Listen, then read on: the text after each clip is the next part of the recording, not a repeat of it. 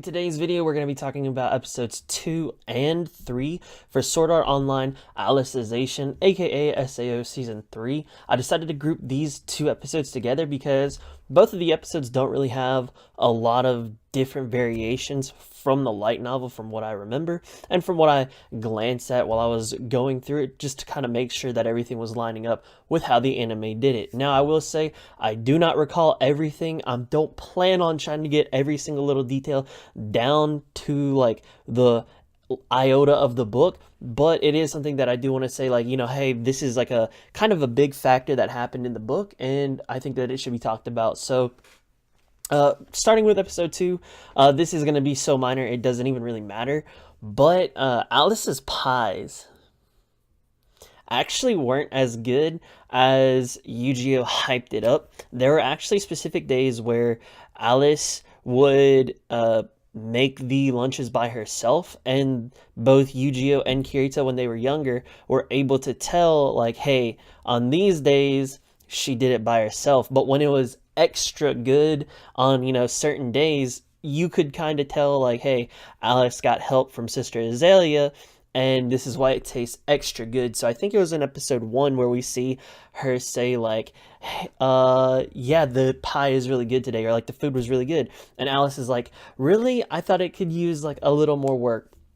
There are little interactions like that taken out of the anime where we see, Yu-Gi-Oh is kind of a little more questioning, and he's just kind of like, are you okay? Are you sure? Like, do you really not remember where you're from? Do you not remember your calling? Things like that.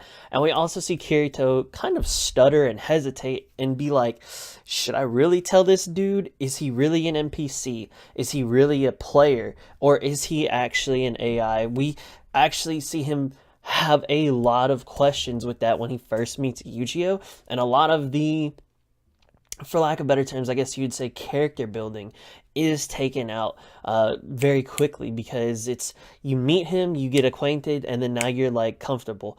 They make it go by really quickly in the anime for for pacing, but in the book it's something completely different, where it's like you just kind of see Kirito just sit there, and we can hear his inner thoughts because we're reading it, and he's like, man, do I risk it and say, do I say the words log out? Will that trigger something? Will that be, will he be able to tell that I am a tester, or is this actually an AI? Will this, if I say a different way, if I say one thing but in a different way, will it trigger something for this potential NPC? So a lot of the things that Kirito says were actually very carefully chosen, because one, he didn't want to give away, in case that he wasn't supposed to, say anything. He didn't want to trigger anything bad for the potential other player tester. Number two, he did choose different words to try to get himself, away into the village in case it was an NPC. And number three, if it was the last, case scenario where this is actually an AI where it's completely different, he made sure to test each little route just to see, okay, is this a person that doesn't remember, he has his memories blocked? Is this an NPC and I have to use different words? Or is this actually an AI where, their emotions and everything are actually like a human, and I can treat this person as another human even though I know it's an AI? So a lot of those things were taken out in episode 2 and 3, where we see, Kirito just kind of having to be much more cautious and much more hesitant with what he's saying, how he's acting, and, just everything that he does, especially with Zinc. He comes up and he's like, oh yeah, by the way, I'm a swordsman. Yeah, I remember, actually. There was a lot more like pause and question and a lot of things. Like, I think Zinc, it wasn't just Zinc at the outpost. I think like his mentor, for lack of better words, was also there.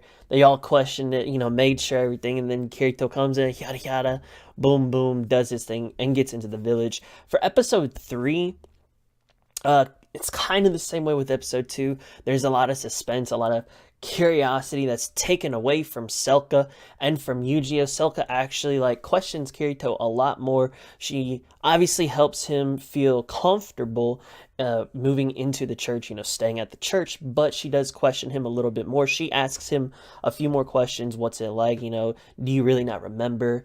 A bunch of things. We don't really get to see Selka's personality come through in the anime like we do in the book. So that is kind of a little bit of an L that we take there. The same thing goes for Yu-Gi-Oh! We don't really get to see a lot of his early on interactions, but we will see that at a later time because obviously he's going to be a main character in this season.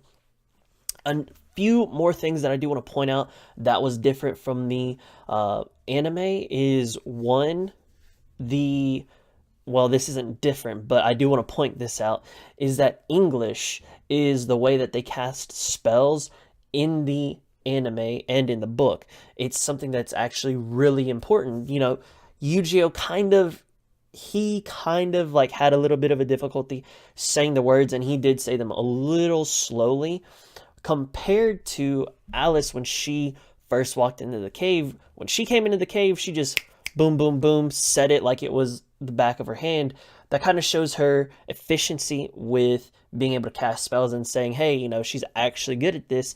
And we see Yu-Gi-Oh, who is, I think, 17 years old, have a little bit more of a difficulty, had to say it a little slower, had to say a little more careful just to make sure he gets the right words. Now, obviously, for the English speakers, it's not that big of a deal, but imagine trying to say something in Japanese. You're going to be a lot slower. You're going to be a lot more careful enunciating these words. So them having to use English to cast spells later down the road is going to be something that is useful. It's going to be something that is going to be important. And I feel that kind of having that like in the back of your head right now is going to be a good kind of continual build up, that a world building thing that we don't really get to see much of. While we did get to see a lot, it's those little things that we miss out on in the anime compared to the light novel. The last thing that I do want to touch on for episode 3 is the actual layout of the cave. In the book, I believe there's like a little cliff that Yu-Gi-Oh, or like a little like upper portion of the cave compared to a lower portion of the cave. When they go in there, Yu-Gi-Oh sees Selka and he doesn't like scream Selka. He doesn't do any of that. They're actually like, Kirito points it out. Yu-Gi-Oh's like, oh man, we got to do something, because it looks like they was about to cook her. But they was just like cooking some other food, and they were just gathering some other things. The goblins were. So Kirito devises a plan. He's like, okay, what we're going to do is we're going to jump down and we're just going to tackle these dudes. I'm going to tackle these people on the right. You tackle these dudes on the left. Try to grab a weapon and keep them away from me. I'm going to handle the big guy.